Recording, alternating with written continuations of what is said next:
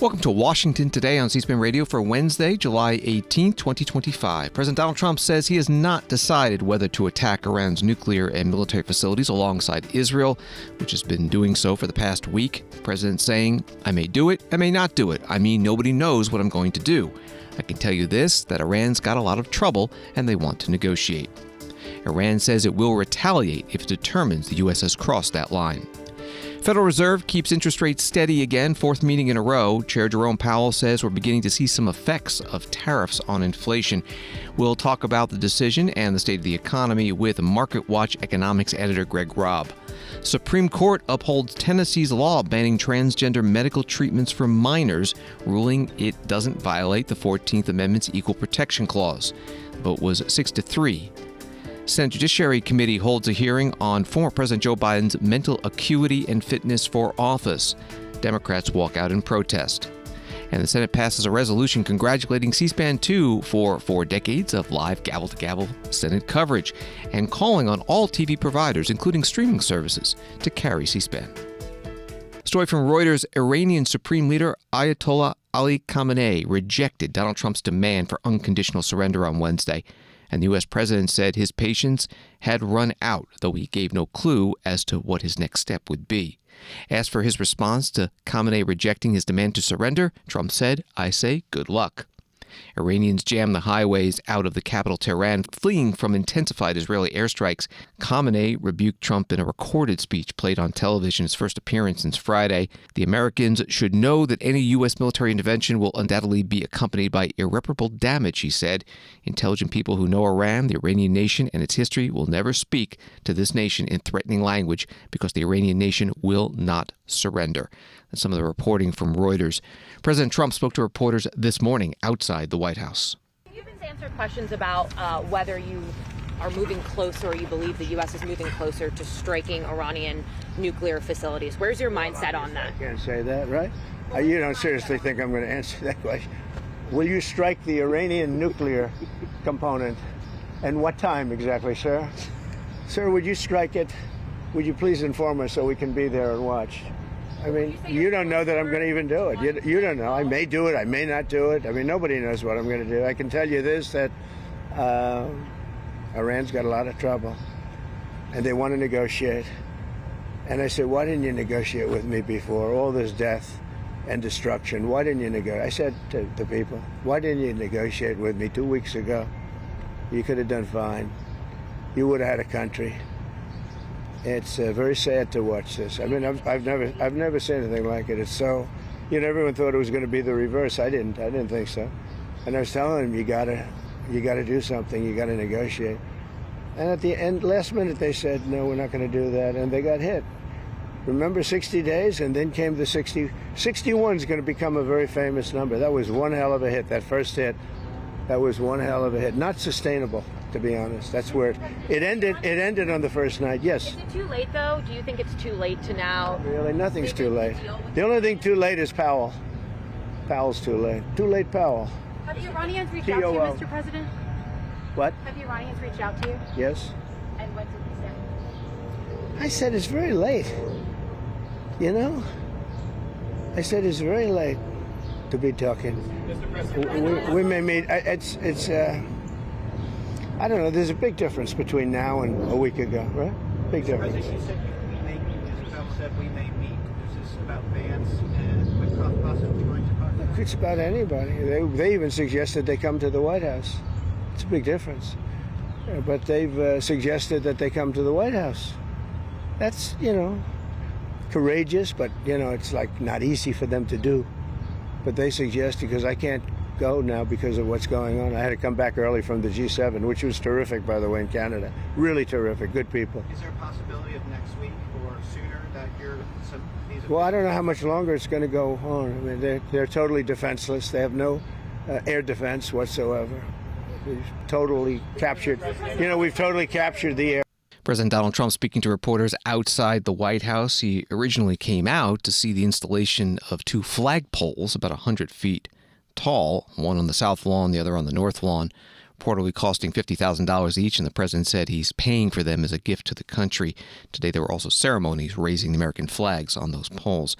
But more on Israel and Iran from the Reuters article. President Trump has veered from proposing a swift diplomatic end to the 5-day-old war to suggesting the United States might join it. A source familiar with internal discussions said Trump and his team were considering options that included joining Israel in strikes against Iranian nuclear installations.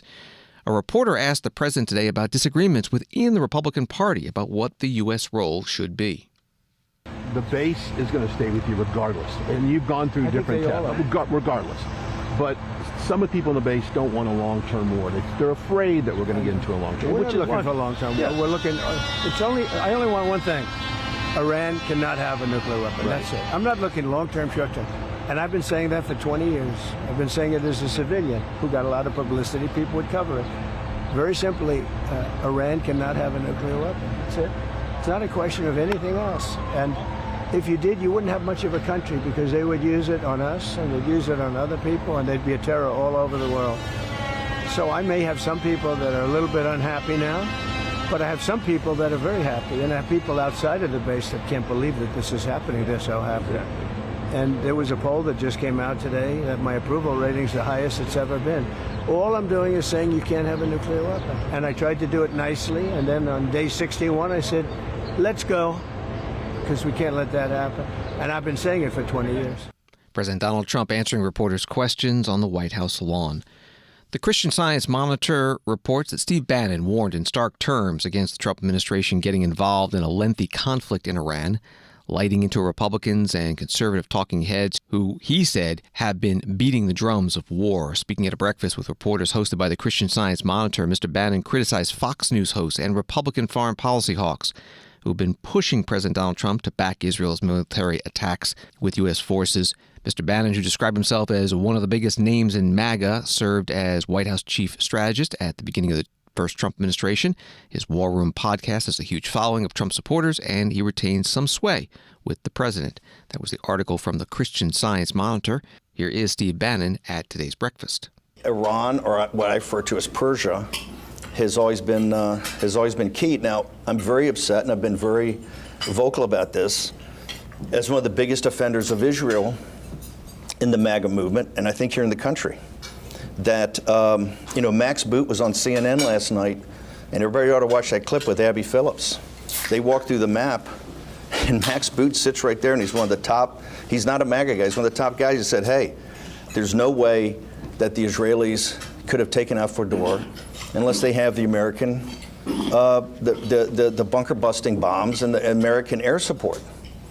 And so, and he says, and in addition, he told Abby, in addition, they can't complete the mission because you could still do processing of nuclear materials and actually have enough to buy the bomb. Well, when was that told to us by the Israelis? This entire military effort that they've done, now it's left to the United States. It has to come in and finish it. The Israelis have to finish what they started. They have total air superiority. In fact, I would say they have air supremacy. They have to, there's no hurry to rush for the United States to be into a military solution. Now, I realize the president is looking at a range of alternatives, right? He's looking at a range of alternatives. He has gone out of his way to try to negotiate with these people, and you understand how tough it is to negotiate with the mullahs and the people around him. He's given a good faith effort. I believe, as we hear about the tactical opportunities, and it shouldn't be lost on you, just like, was it 50 years ago, when I was a junior naval officer, the Nimitz on her last cruise before being decommissioned is going from the South China Sea, which is a priority, through the Straits of Malacca to the North Arabian Sea to be pre-positioned as we're pre-positioning assets right now. So my recommendation is, if we are being forced into a corner to actually do a military strike on Fedor, this strike does not have to happen tomorrow or the next day or the next day. The president should take his time and think this through with his advisors, and particularly some of the advisors, you ought to reach out to some of our allies in the area, particularly MBZ. MBZ, I think, is one of the strongest personalities, and someone who's been very level-headed, I think, in dealing with the President of the United States. We'll talk about that. So clearly a military option is going to be on the table. The President should look at military options. And if that is what we need for coercive diplomacy, then that's what we need. So, but as you know, I'm not a believer, and particularly as I think the goalposts are shifting. Let's be blunt. I'm a defender of Israel and the nation of Israel. But it's obvious, and I think it's obvious to anybody, particularly in this room and in this city, that this was much more than going after their nuclear capabilities. Steve Bannon, former White House advisor in the first Trump administration, at a Christian Science Monitor breakfast. ABC News writing about his appearance. Despite his public and private skepticism about the need to act and the obvious divisions inside the MAGA base, including from Bannon on his influential War Room podcast, Bannon made clear that if Trump decides to have the U.S. take direct action, most of his supporters will come along and be convinced. CBS News writes the U.S. Embassy in Jerusalem is working on dispatching evacuation flights and cruise ships for American citizens who wish to leave Israel amid the country's ongoing conflict with Iran. U.S. Ambassador to Israel Michael Huckabee announced Wednesday. The announcement comes on the sixth day of the Israel-Iran war, which saw fresh exchanges of strikes overnight into Wednesday. U.S. State Department on Monday raised its travel advisory for Israel to a level 4, do not travel, the highest travel warning possible. That article from CBS News. Defense Secretary Pete Hegseth testified before the Senate Armed Services Committee today about the president's budget request for the military for the next fiscal year. Senator Jeanne Shaheen, Democrat from New Hampshire, asked him about the plans on Iran. News reports this morning suggest that the president is actively considering intervening in the situation in the Middle East. I understand that we have 40,000 troops deployed in the region, many of whom are in range of Iranian missiles. And it's being reported that the president is being asked to consider providing the bunker buster bomb that is required to be carried only by the B-2 bomber and would require a U.S. pilot. That raises real concerns about what retaliation might mean for the safety and stability of the entire region and our troops and Americans who are in the region. So can you tell us, Mr. Secretary, are you considering military action that would bring us into active hostilities, and whether you expect a decision to be made on that anytime in the next few days? Just bearing in mind, and you can stop the clock, we will be going into a classified portion of the hearing later on. But proceed, Mr. Secretary. I understand that, Mr. Chairman, but I think this is a question that's very important for the American public to hear. I just wanted to make it clear that there would be an opportunity to get very deep into that. Go ahead. Senator, I agree with the chairman. Most of what I can or should say would be reserved for a classified setting. I would say the president, obviously, any decisions on this matter are at the presidential level. He has communicated very clearly for quite some time. I do understand that, Mr. Secretary, but my question for you is whether you have been asked actively to provide options for the president regarding a strike in the Middle East. If I had or I had not, I wouldn't disclose that in this forum, Senator. My job, our job, Chairman and I, at all times, is to make sure the president has options and is informed of what those options might be and what the ramifications of those options might be. I appreciate that. You mentioned the troops in the region. With maximum force protection at all times is being maintained. I would hope that as soon as consideration about action is determined, that the public will be informed about that. Senator Jeanne Shaheen, Democrat from New Hampshire, at today's Armed Services Committee hearing questioning Defense Secretary Pete Hegseth. You also heard from the chair of the committee, Roger Wicker, Republican of Mississippi. Punchbowl News reporter Andrew Desiderio writing on X, all senators' classified briefing on Iran is set for early next week. The Senate Majority Leader Chuck Schumer had requested this, and he and the Democrats have been pushing the Trump administration for more information. New York Times writing that thousands of American troops could be in Iran's direct line of fire if President Trump joins Israel in attacking Tehran's nuclear program and military, as he said on Wednesday that he may or may not do. Many would have only minutes to take cover from an incoming Iranian missile. Experts expect that if Mr. Trump orders the American military to directly participate in Israel's bombing campaign, Iran will quickly retaliate against U.S. troops stationed across the Middle East.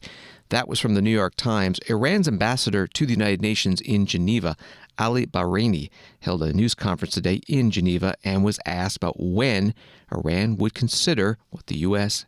has done is entering this fight. Yeah, good morning. Nick Cumming-Bruce for New York Times. I wondered how you responded to President Trump's all-caps statement that what is needed from Iran is unconditional surrender. Where does that take us in this particular process? And the United States, as you have said, is providing a lot of support to Israel. At what point is the line crossed that you think the United States is participating directly in hostilities? Thank you. We firmly believe that the United States is a complicit in what Israel is doing. Israel without the United States is nothing. Whatever Israel is doing is with the support, the military support and intelligence support of the United States. And we are totally ready to give appropriate response to any development. We will follow the developments, we will follow the actions of the United States, and at any time, at any point, if we come to the conclusion that the United States is directly involved in attacks against Iran, we will start responding to the United States. Sorry, just to follow up on that. I mean, our understanding is that Israel doesn't, for example, have the kind of buster bombs that it would need to attack Fordo. So if Israel carries out an attack using such weapons, do you consider that already direct American participation in hostilities? Or are you saying it has to involve American forces themselves in acts of hostility? Yes, this is the prerogative of our military forces. Our military forces are are monitoring the scene. They are analyzing everything. And that is their prerogative at any time. Whenever they come to any kind of conclusion about the involvement of anybody, they will respond appropriately and proportionately. Ali Bahraini is Iran's ambassador to the United Nations in Geneva, holding a news conference today in that city. The Standard writes that Sir Keir Starmer has chaired an emergency Cobra meeting as Donald Trump considers whether to join Israeli strikes against Iran. The high-level meeting follows the Prime Minister's return from the G7 summit in Canada, at which he and other world leaders reiterated their commitment to peace and stability. But the U.S. president, who left the summit a day early, told reporters outside the White House on Wednesday that he was considering strikes on Iran's nuclear facilities. He said, I may do it, I may not do it. I mean, nobody knows what I'm going to do. A Downing Street spokesperson said the Prime Minister chaired a ministerial Cobra meeting this afternoon on the situation in the Middle East. Ministers were updated on efforts to support British nationals in region and protect regional security, as well as ongoing diplomatic efforts. That was the article from The Standard. Cobra is short for Cabinet Office Briefing Rooms. Earlier in the day, the British Deputy Prime Minister, Angela Rayner, filled in at the weekly Prime Minister's Question Time in the House of Commons. Liberal Democratic Party Deputy Leader Daisy Cooper asked about Iran, Israel, and the U.S. In 2003, we Liberal Democrats were incredibly proud to lead the campaign against the Iraq War, a war in which the UK blindly followed the US in a move which was not backed by the United Nations. In light of reports that President Trump is seriously considering joining the war between Israel and Iran, launching a US strike against Iran's nuclear facilities, can the Deputy Prime Minister confirm that if President Trump does do this, that today's Labour government will not blindly follow the US into war again? Yeah. Deputy Prime Minister. Well, Mr. Speaker, the one thing I will say is we agree with President Trump that Iran must never have nuclear weapons. But we've been consistent in urging Iran to engage in the diplomatic process and work with the United States, and we continue to support that diplomatic approach. Mr. Cooper. Thank you, Mr. Speaker. I'm grateful to the Deputy Prime Minister, and we support those efforts. Exchange in the British House of Commons in London for Prime Minister's Question Time. The Deputy Prime Minister, Angela Rayner of the Labour Party, filling in for the Prime Minister, who was heading back from the G7 Leaders Summit in Canada. And the question coming from Liberal Democratic Party Deputy Leader Daisy Cooper. CNN writes that Iran has fired approximately 400 ballistic missiles and 1,000 drones at Israel since the conflict between the two countries began on Friday. An Israeli military official told CNN of those missiles fired, approximately 20 ballistic missiles hit civilian areas in Israel, the official added. And there's a headline at the Times of Israel. Army says it has hit more than 1,100 Iranian assets in hundreds of strikes since Friday. Defense Minister Katz vows to continue to target symbols of Iran's rule. This is Washington Today. From Reuters, the Federal Reserve held interest rates steady on Wednesday, and policymakers signaled borrowing costs are still likely to fall this year, but slowed the overall pace of expected future rate cuts in the face of estimated higher inflation flowing from the Trump administration's tariff plans. In new economic projections, policymakers sketched a modestly stagflationary picture of the U.S. economy, with economic growth slowing to 1.4% this year, unemployment rising to 4.5% by the end of the year, and inflation finishing 2025 at 3%, well above the current level. That was from Reuters. Federal Reserve Chair Jerome Powell announced the decision at a news conference in Washington. Despite elevated uncertainty, the economy is in a solid position. The unemployment rate remains low, and the labor market is at or near maximum employment. Inflation has come down a great deal, but has been running somewhat above our 2% longer-run objective. In support of our goals, today the Federal Open Market Committee decided to leave our policy interest rate unchanged. We believe that the current stance of monetary policy leaves us well-positioned to respond in a timely way to potential economic developments. Federal Reserve Chair Jerome Powell at today's news conference at Fed headquarters in Washington.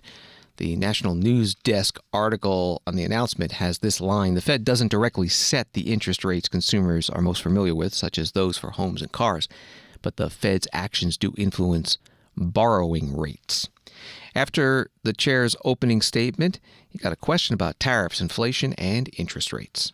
Given that there are concerns inflation will rise, but there is the alternate scenario that tariffs would create demand destruction and slow growth sufficiently, and that would perhaps keep a bit of a lid on inflation.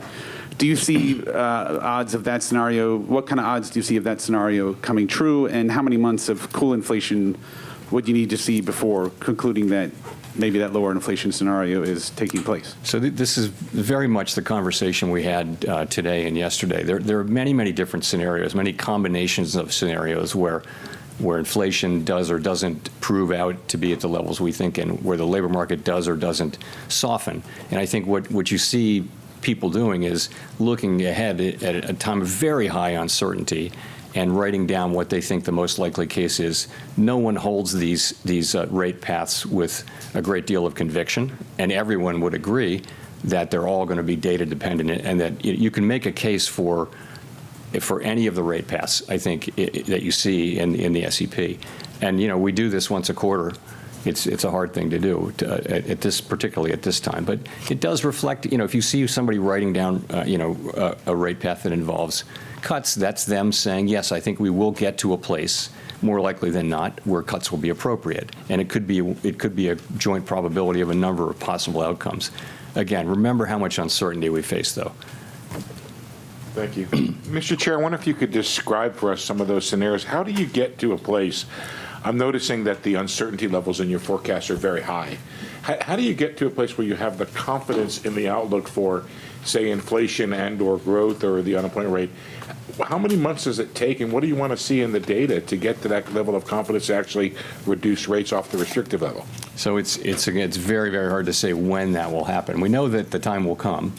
It could come quickly. It could not come quickly. As long as the economy is solid, though, as long as we're seeing the kind of labor market that we have and reasonably decent growth and inflation moving down, we feel like the right thing to do is to be where we are, where our policy stance is, and just learn more. And in particular, we feel like we're going to learn a great deal more over the summer on tariffs. We hadn't expected them to show up much by now, and they haven't. And we will see whether, to the extent to which they do over coming months. And I think that's going to inform our thinking, for one thing. In addition, we'll see how the labor market progresses. So at some point, it will become clear. I can't tell you exactly when that will be. And meanwhile, we'll be watching the labor market very carefully for signs of weakness and strength, and tariffs for signs of what's going to happen there. And of course, there are many developments ahead. Even in the near term, developments are expected on tariffs. So I think we don't yet know with any confidence where they will settle out. We have an estimate, and it's I think all estimates are now pretty close together, but it's again highly uncertain. Federal Reserve Chair Jerome Powell. Wall Street reaction, the Dow down 44, NASDAQ up 25, S&P down 1. Joining us now with more on the Fed Chair's news conference is Greg Robb, MarketWatch economics editor. Thank you, as always, for being with us. So no change in interest rates again, fourth meeting in a row. Has anything changed in the Fed's views on tariffs, inflation, and future rate cuts? Thanks for having me. The answer to that is yes. There's been a change. The Fed is even more worried about inflation from the tariffs than they were in March. That's the headline. There's been a big debate about how much inflation we're going to see from tariffs, and the Fed came down on the side that there's going to be a burst of inflation sometime between the summer and the fall, and so they're going to hold steady until they get their hands on that. The chair said today we need to be humble, not knowing how tariffs might affect the economy, but they're still confident they'll have enough time to respond to anything. Is that a balancing act? Yeah, they say, he said today, he stressed that they can react in a timely way. I think that was new for him, like that once they decide which way to go, they're going to go, which I think is, interesting. I think, what he said today, and I think it's really interesting, is that the economy is going through this big change. We haven't seen tariffs since 1934 that are like this. So the Fed doesn't know too much about it. I mean, they're learning along kind of as we're learning. And that's okay. I mean, I think people sometimes think a central bank is omniscient and everything, but that's not really true. What we pay them for is to kind of figure things out and then respond. But it's not like they understand it all before it happens. The Fed chair also said there's less, I think I got this right, less public uncertainty about tariff impacts on the economy than a few months ago. He cited surveys, and yet the Fed, the economists, are uncertain. And let's just say that President Donald Trump is certain on the other side. He thinks that tariffs are going to be wonderful. So how does that all fit together? What he was referring to in that answer that you noted, which is important, is that you have to go back to April 2nd. And when April 2nd hit and the president had that famous press conference, I guess it's famous press conference, and he listed how much he was going to put tariffs on a lot of countries, including islands that just had penguins, people were shocked. And so and when the Fed says uncertain, it's sort of like another word for shocked. People in April were shocked. But now it's June, people are not as shocked. So that's what he was getting at with that. Like, for a while there, the public just couldn't figure out what this was. It seemed so, aggressive from the president. But the president dialed it back. He's gone upwards and backwards on tariffs. He's gone sideways, around the corner on them. And, for the Fed, it's interesting. They just want to see the final number. So they say, like, we're not going to move rates until we know the final number. The final number seems out there somewhere. There's court cases. And so at the same time, the president is like, cut. So there we are. That's where things stand, if that makes sense. We're talking with Greg Robb from MarketWatch. How strong or weak is the economy now? Or to put another way, if the tariff threat was not out there, what would the Fed be doing with interest rates? The economy is slowing. I think it's flirting with a recession. I think there's been a real shock to the system. The economy was doing pretty well coming out of the Biden administration, with the caveat that many people were not participating in that good economy, and that's why Biden lost his bid for re-election. But the economy kind of was in a fairly good shape, and now there's so much uncertainty out there that all the things, people are pulling back. I think the thing to watch is consumers. Are they pulling back? I get the sense that they are. If you look at the numbers, I have a colleague. We think that if inflation comes and things start costing a lot of money this time, people aren't going to buy them. And so that means consumer spending slows down and the economy slows down. So I think that's kind of like where the economy is right now. The second part of your question was, did you ask me the second part of your question? It was related. What would the Fed be doing with interest rates if that tariff threat were not out there? They would be easing a little bit because inflation has been really good over the last couple of months, especially in the housing sector. Finally, we're seeing these apartment prices falling and some other prices are falling in the service sector. So Powell said that today, that they would have at least been thinking about it. Right now, where they have rates, if it's 4.25 to 4.5% range, and they think that's a little bit high than where they would be normally, because they're kind of still worried about inflation. So they had room to cut some more this year. They had left themselves some room. So that's what I think they would have been doing. But that's sort of that's right now, that's out the window. A final question. It's clear from President Trump's statements that Fed Chair Powell will be replaced next year by someone else. Any market reaction this early to that? Yes, and constantly. I mean, every time the president calls for lower rates, the market gets more worried. I think it's embedded in right now, bond yields have not been acting the same way they were a couple months ago. They're pretty high. And people are demanding a little bit more money because they think that the next Fed chairman is going to be really somebody who looks through inflation, or is we say dovish, but the better word is to say thinks that higher inflation isn't such a bad thing. That gives a lot of people in the market who hold fixed investments a little bit of, up to stomachs. So that's kind of what's going on with that. I think, Trump is, the thing to know about Trump that you have to remember is that he really kind of gets interest rates. He gets debt. That's what his whole career was, getting loans from banks and arguing over interest rates with banks. So he has this intuitive feel for them.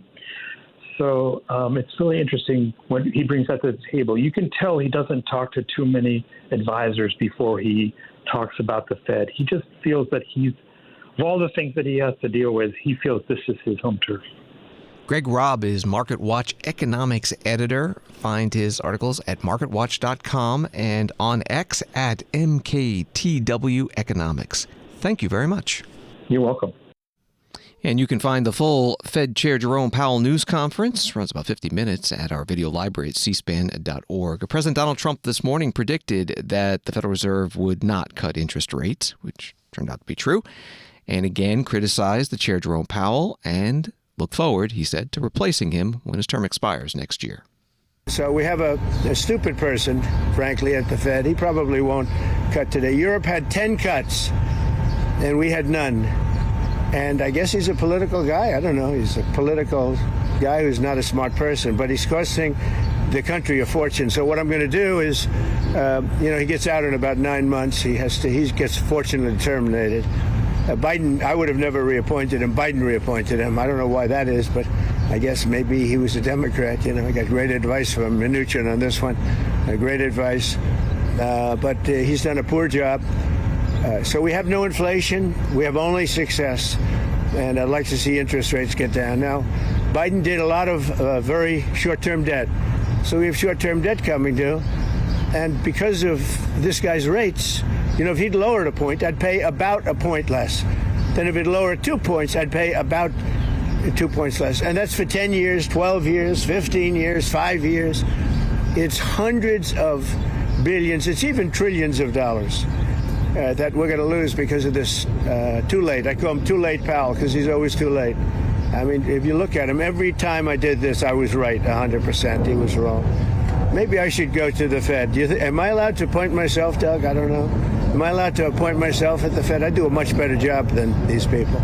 President Donald Trump outside the White House this morning. Number of Americans applying for unemployment benefits dipped to 245,000 last week, hovering at historically low levels, writes the Associated Press. That was reported by the Labor Department. Washington Today continues in a moment.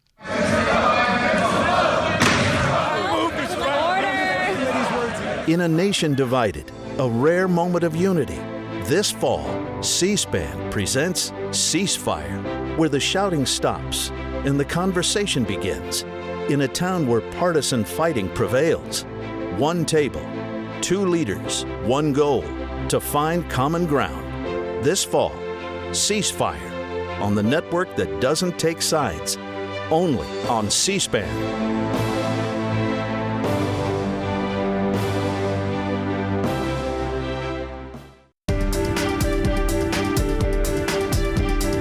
Welcome back to Washington Today, available as a podcast on the free C-SPAN Now mobile app and wherever you get your podcasts.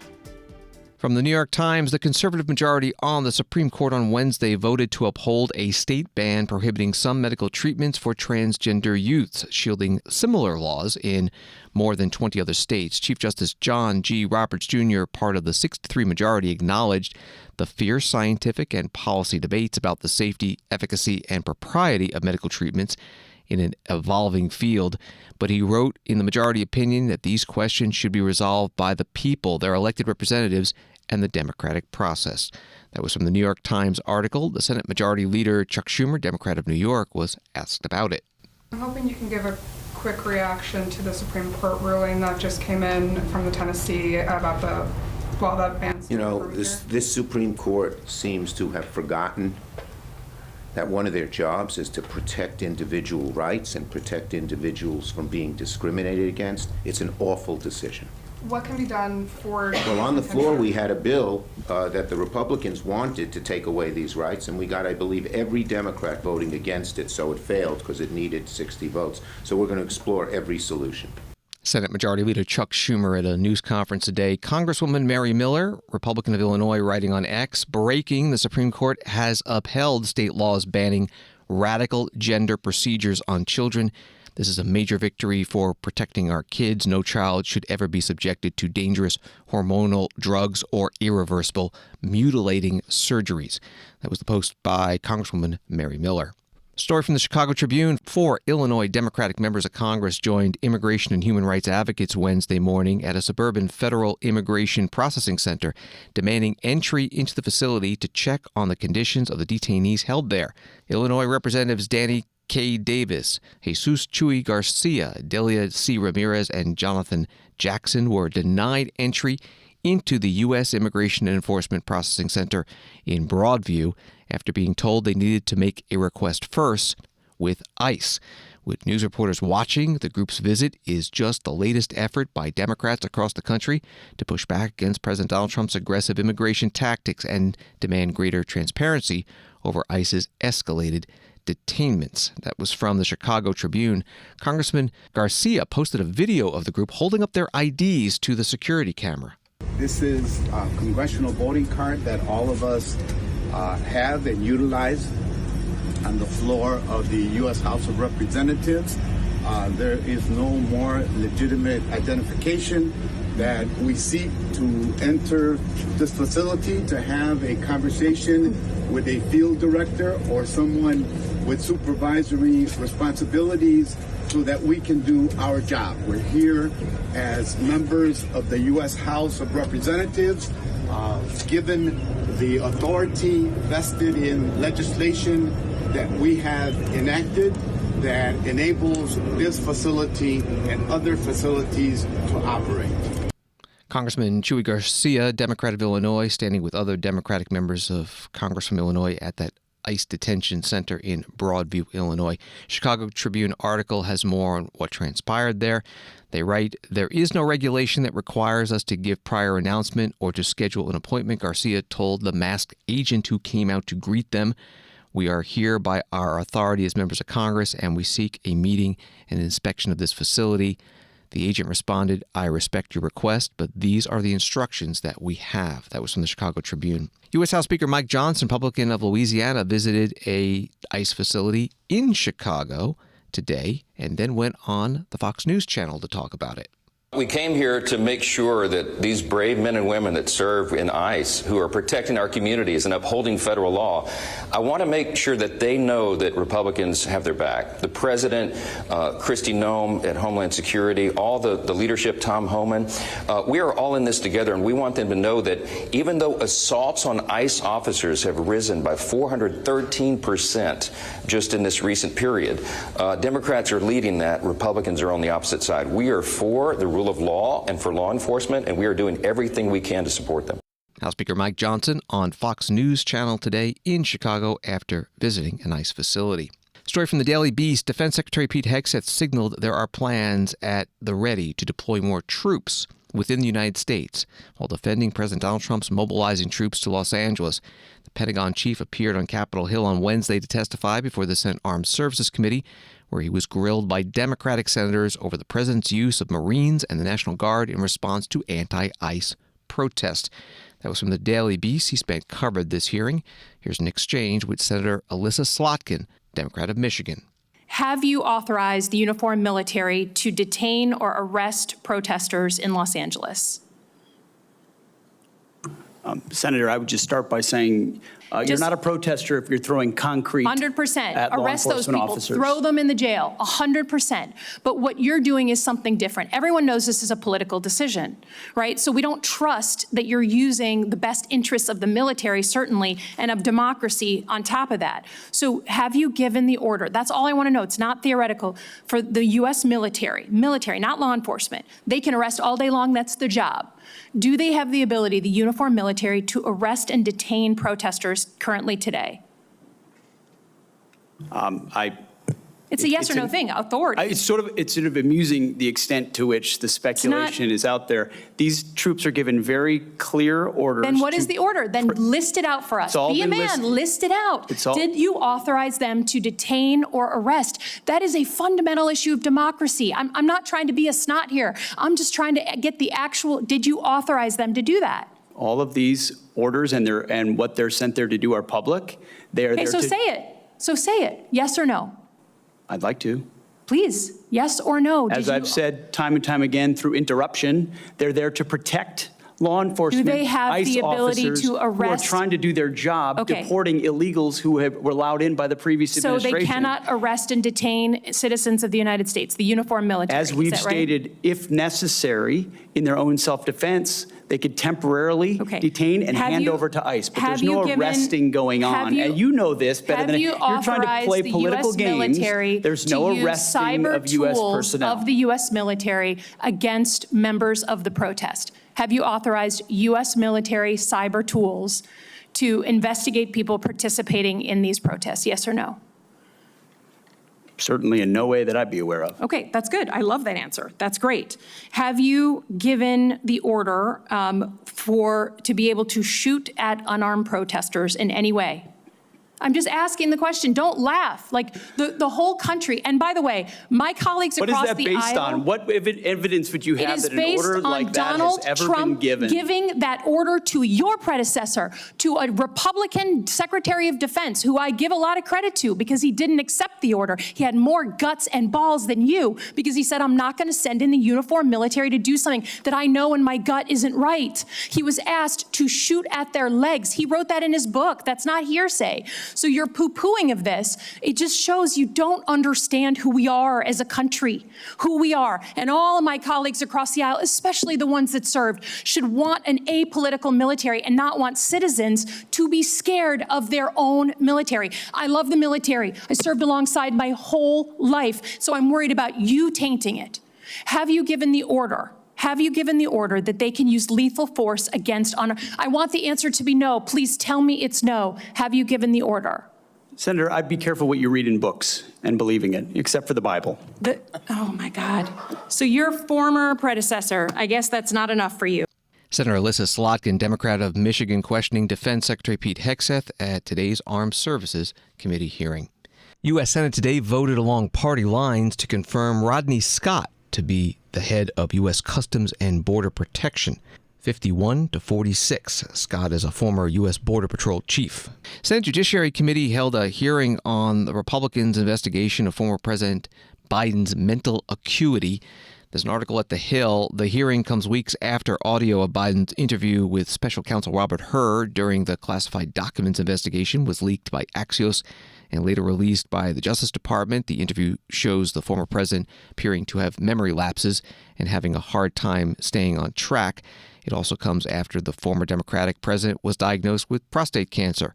And as President Trump and other Republicans have criticized his auto pen use close to the end of his term. That was from The Hill. There were only 2 Democrats at the start of today's Senate Judiciary Committee hearing, and they walked out in protest.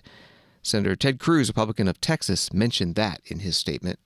The Biden administration may go down in history as the most brazen constitutional fraud in American history.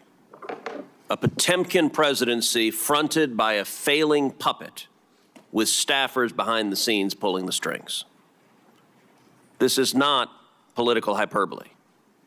The American people saw it with their own eyes during the June 2024 debate. Numerous times, Biden stood frozen behind the podium, mouth agape, eyes frozen and unblinking. When he did speak, his words were confused and disjointed. I said that night, this is the most consequential presidential debate in history because it will result in one of the 2 candidates being removed from the ballot. That was exactly right. And following that debate, the Democrats recognized the collapse. They pulled out their knives and took out President Biden like Caesar on the Ides of March.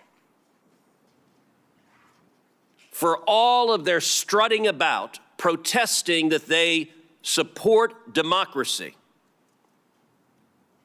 not a one of them gave a damn about democracy when they pulled Biden off the ballot and dropped Kamala Harris in without a single Democrat primary voter voting for him. And you know what? Not a single Democrat is here today because not a single one of them gives a damn about the fact that they lied to the American people for 4 years. They knew. Every one of them knew that Joe Biden was mentally not competent to do the job. The White House press secretary, she knew when she stood in front of the American people and lied over and over and over again. And they're not here because they can't defend themselves. It wasn't a surprise. For 4 years, the White House hid President Biden from Republican senators, would not let him meet with us. He served 40 years in this body. We all know him. And they deliberately lied. And by the way, Jake Tapper had a bombshell book exposing the incredible scandal that Biden's mental decline was covered up by Jake Tapper. There's a Yiddish word, chutzpah, and that truly is chutzpah. How dare we lie and cover up what we all knew? Now, I have been asked literally 1,000 times by Texans, who was running the country? And I'm going to give you the most terrifying answer. I don't know. I genuinely don't know. And not a single Democrat here cares. Senator Ted Cruz, Republican of Texas, at today's Judiciary Committee hearing about former President Joe Biden's mental fitness to hold office. The committee's ranking Democrat, Dick Durbin of Illinois, before he left the room in protest, did give an opening statement. In the last week alone, several events have demanded this committee's immediate attention. The horrific assassination in Minnesota, the treatment of our colleague Senator Padilla by federal agents in Los Angeles, and President Trump's unprecedented deployment of the U.S. military in Los Angeles. We should hear without delay from Attorney General Bondi and FBI Director Patel about what they are doing to address the unacceptable political violence in our country, including threats to Article III judges and justices, as well as members of Congress. And we need to hear from the Homeland Security Secretary Noem about the treatment of our colleague, Senator Padilla, and this administration's mass deportation campaign against immigrants. But instead of exercising this constitutional oversight duty, my Republican colleagues are holding this hearing. Apparently, armchair diagnosing former President Biden is more important than the issues of grave concern which I have mentioned. Senator Dick Durbin at a Judiciary Committee hearing today. He also said in his opening statement that if Republicans want to talk about mental lapses by a president, one happened very recently. And we're going to make a question of cognitive ability. I think we should consider what happened in Alberta, Canada, just this week, where President Trump was at a press conference with British Prime Minister Keir Starmer and said the following: "You all know the great PM of the UK, and we just signed a document." President Trump continued, "We just signed it so we have our trade agreement with the EU. Britain has not been a party to the EU for 5 years, but President Trump made a statement which clearly was wrong." Senator Dick Durbin, he also played a video compilation of Donald Trump's statements, including claims about migrants eating the dogs and eating the cats, and that a hurricane being, quote, one of the wettest we've ever seen from the standpoint of water. Today's witnesses included former Trump White House Press Secretary Sean Spicer. The House Oversight Committee is also investigating whether Joe Biden was mentally fit to lead the nation, and the House hearings are expected to have senior Biden White House officials testify. U.S. Senate today passed a bipartisan resolution honoring C-SPAN's 4 decades of covering the Senate. The resolution, introduced by Chuck Grassley, Republican of Iowa, and Amy Klobuchar, Democrat of Minnesota, on June 2nd, 2025, commemorates the 39th anniversary of C-SPAN's first live broadcast from the Senate. Here is the moment where it passed, Senator Marsha Blackburn, Republican of Tennessee, making the request. I ask unanimous consent that the Committee on the Judiciary be discharged from further consideration and the Senate now proceed to S-Res 259. The clerk will report. Senate Resolution 259, recognizing June 2nd, 2025 as the 39th anniversary of C-SPAN, chronicling democracy in the Senate. Is there an objection to proceeding to the measure? Without objection, the committee is discharged and the Senate will proceed. I ask unanimous consent that the resolution be agreed to, the preamble be agreed to, and that the motions to reconsider be considered made and laid upon the table. Without objection. Senate today passing by unanimous consent a resolution commemorating and congratulating C-SPAN for the 39th anniversary of C-SPAN 2's first live broadcast of the U.S. Senate. Since then, C-SPAN 2 has been providing gavel-to-gavel coverage of the Senate. The resolution also says all television providers, including streaming services, should make delivery of C-SPAN a priority so Americans can watch Congress in action in real time. Senate today also confirmed Olivia Trusty, a Republican, to serve on the Federal Communications Commission for a full 5-year term starting July 1st. The vote was 53-45. Senator John Fetterman, Democrat of Pennsylvania, the only Democrat to vote yes. Republicans now have a majority, 2-1, on the FCC for the first time in President Trump's second term.